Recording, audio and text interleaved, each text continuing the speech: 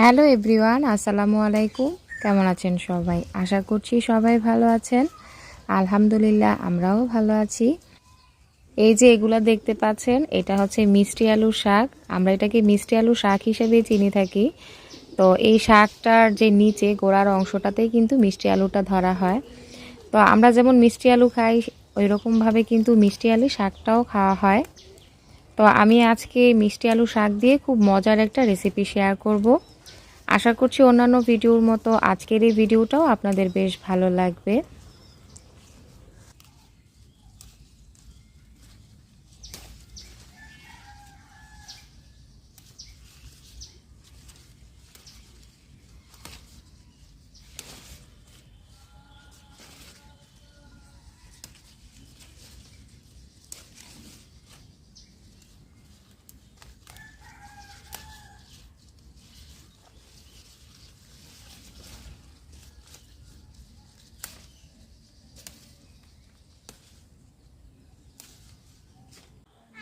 এই তো আমার শাক তোলা হয়ে গিয়েছে। এখন হচ্ছে এগুলাকে আমি খুব সুন্দর করে কেটে বেছে ধুয়ে পরিষ্কার করে নিব।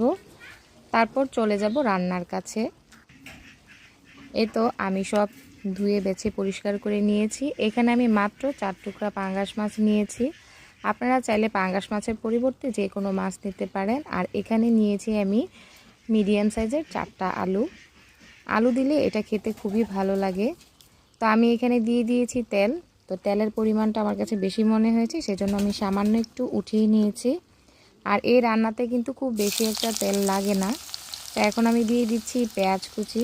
যখন দেখব পেঁয়াজটা কিছুটা লাল লাল হয়ে যাবে, তখন আমি দিয়ে দিব সামান্য একটু বাটা মশলা।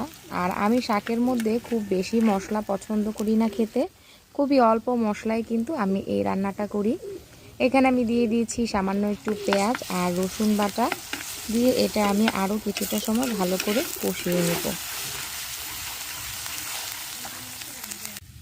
কষিয়ে নেওয়ার পরে এখন আমি যে মাছ ধুয়ে রেখেছিলাম সেই মাছগুলোকে দিয়ে আমি সামান্য একটু ভেজে নিব।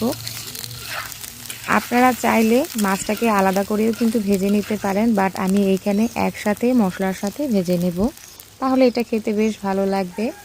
তো এখন এখানে আমি দিয়ে দিব লবণ, হলুদ, ধনে গুঁড়া, মরিচের গুঁড়া।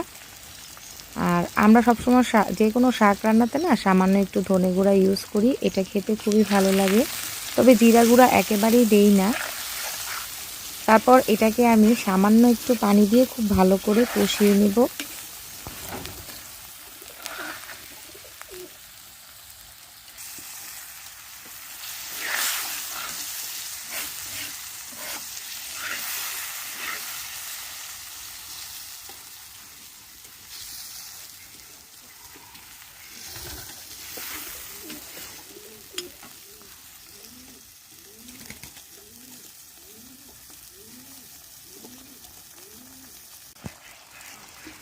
এই তো মাছটা আমার কষানো হয়ে গিয়েছে। এখন কেটে ধুয়ে রাখা আমি আলুটা দিয়ে দিব, দিয়ে এটা খুব ভালো করে কষিয়ে নিব। আপনারা চাইলে আলুটাকে আগে ভেজে তুলে নিতে পারেন, বাট আমি সব সময় একসাথে এভাবে রান্না করি। আর আমার শাশুড়িকেও দেখেছি আমি এভাবে রান্না করতে, এটা খেতে কিন্তু ভীষণই মজা হয়। আর আপনারা বাসায় ট্রাই করে দেখবেন, আমার রেসিপি ফলো করে দেখবেন এটা খেতে কতটা ভালো লাগে।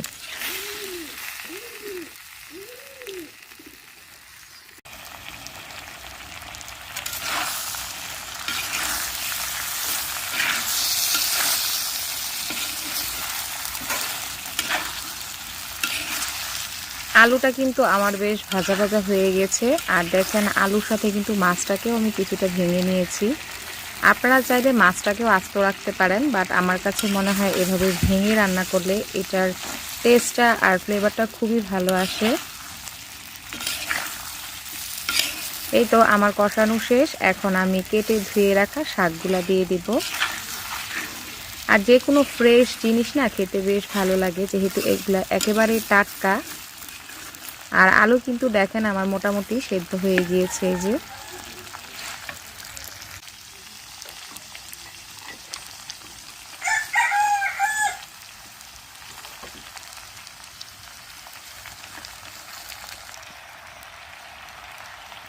এখন দেখতে মনে হচ্ছে যে অনেকগুলা শাক, বাট এটা কিন্তু রান্না যখন হয়ে যাবে তখন কিন্তু একেবারেই চুপসে যাবে।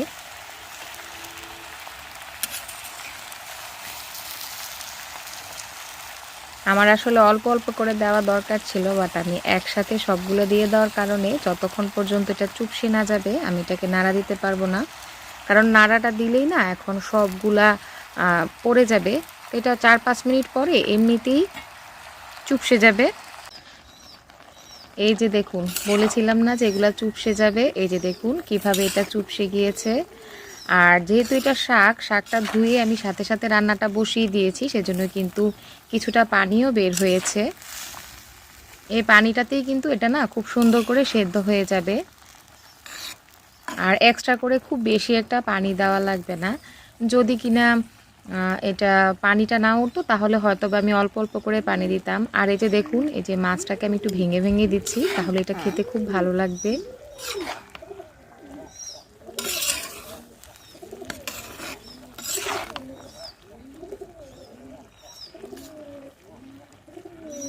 তো ডাঁটাগুলাকে সিদ্ধ হওয়া পর্যন্ত অপেক্ষা করব। আর যে এগুলা যেহেতু ফ্রেশ আর তরতাজা, তো সেজন্য খুব বেশি একটা সময় লাগবে না, জাস্ট 10 থেকে 15 মিনিটের মধ্যে সব কিছু সেদ্ধ হয়ে যাবে।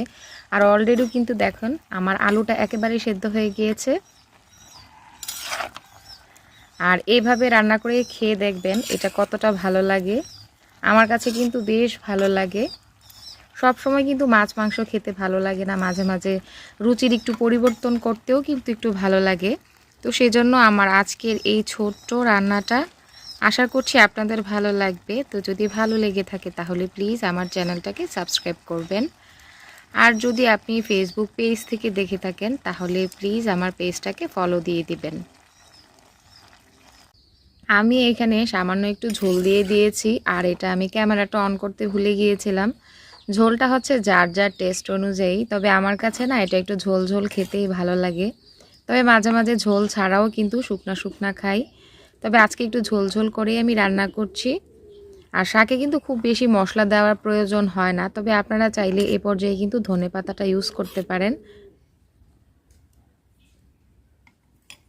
আর এখন কিন্তু শীতকাল প্রায় চলে এসেছে, এই শীতে গরম গরম ভাত দিয়ে খেতে কিন্তু বেশ ভালো লাগে। এই তো দেখুন আমার রান্না হয়ে গিয়েছে, ডাঁটগুলা কিন্তু সেদ্ধ হয়েছে, ঝোল অনেকটাই কমে গিয়েছে। আর আলুটাকে আমি কিছুটা ভেঙে ভেঙে দিচ্ছি। আলুটাকে ভেঙে দিলে এটা খেতে ভালো লাগে। একেবারে সবগুলা ভেঙে ফেলবো না, কিছু কিছু আমি ভেঙেছি আর কিছু কিছু আস্ত রেখেছি।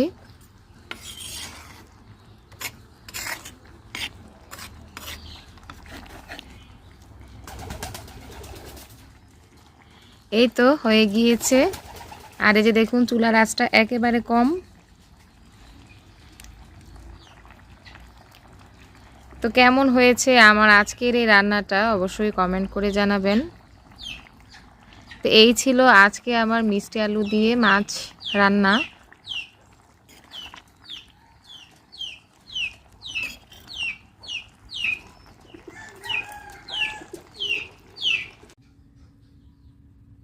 এই তো আমার হয়ে গিয়েছে, আর এই তরকারিটা কিন্তু ভীষণ ভালো হয়েছিল। তা আপনারা বাসায় ট্রাই করে দেখবেন।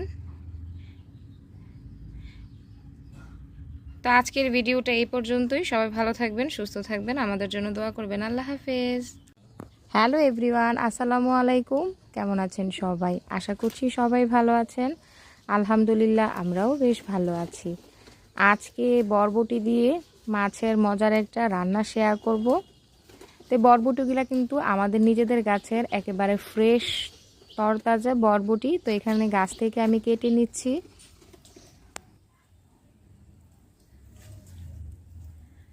এই যে সব কেটেকুটি নিয়ে এসেছি, এখানে হচ্ছে এগুলো বরবটি, পেঁয়াজ, আলু, আর এগুলা তো আমি আজকে কই মাছ দিয়ে রান্না করব। তো এভাবে আপনারা রান্না করে খেয়ে দেখবেন এটা কতটা ভালো লাগে।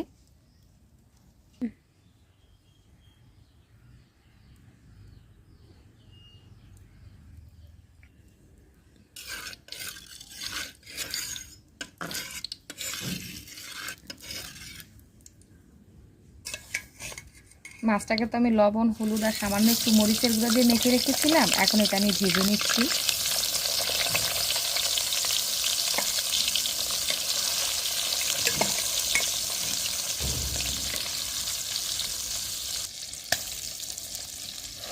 মাছটা এক পাশ ভাজা হয়ে গেছে, তো আমি এখন উল্টে দিচ্ছি। আর এটা খুব বেশি কড়া করে ভাজতে হবে না, খুব কড়া করে ভাজবে না, মাছ তরকারিতে নাকি ভালো করে ধরে না, আমি এটা শুনেছি। সেই জন্য আমরা কখনোই খুব বেশি কড়া করে মাছটা ভাজি না, জাস্ট হালকা করে ভেজে নিই।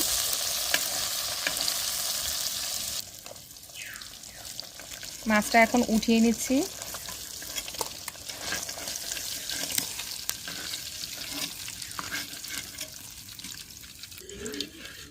মাছ ভাজার পরে যে তেলটা থাকে না, আমি ওই তেলটা চেঞ্জ করিনি। আমি সবসময় এভাবেই রান্না করে ফেলি, তাহলে এটার খুব সুন্দর একটা মাছ ভাজার যে ফ্লেভার থাকে ওইটাও আসে। তো এখন এখানে আমি কিছু পেঁয়াজ দিয়ে দিব। পেঁয়াজটা একটু লাল লাল করে ভেজে নিব।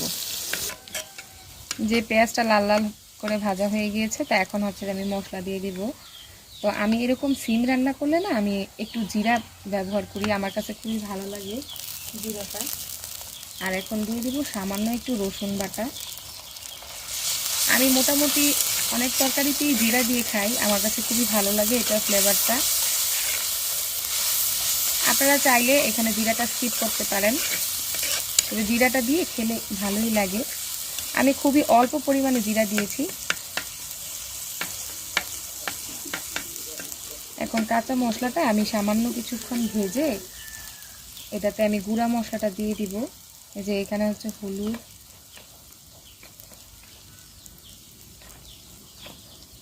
ধনে গুঁড়া, একটু ঝাল ঝাল খেতেই ভালো লাগে। আর এখন দিচ্ছি একটু লবণ দিয়ে দিচ্ছি।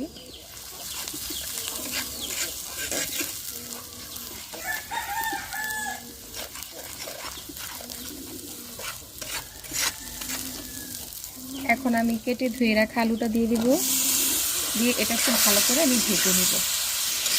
আর তরকারি রান্নাতে যতটুকু কষানো যায় খেতে কিন্তু ততটাই ভালো লাগে।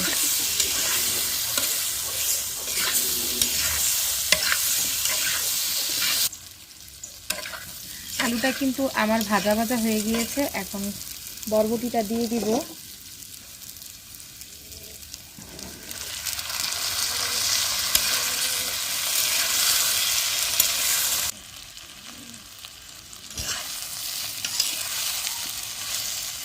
আমার কষানো হয়ে গিয়েছে, এখন হচ্ছে আমি এটা পানি দিয়ে এটাকে খুব ভালো করে সেদ্ধ করে নিব।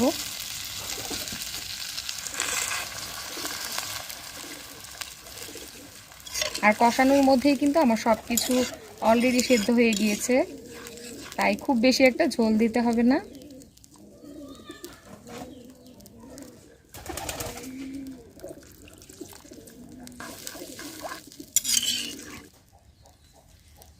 এখন মাছগুলা দিয়ে দিব আমি। আমার কিন্তু সব কিছু দেখেন খুব ভালো করে সিদ্ধ হয়ে গিয়েছে, আর সিমটাও সেদ্ধ হয়ে গিয়েছে। যেহেতু এগুলো একেবারে ফ্রেশ, সেজন্য খুব বেশি একটা সময় লাগেনি সেদ্ধ হতে। এখন এটা আমি নামিয়ে নিব। আপনারা চাইলে নামানোর আগে ধনেপাতা দিতে পারেন।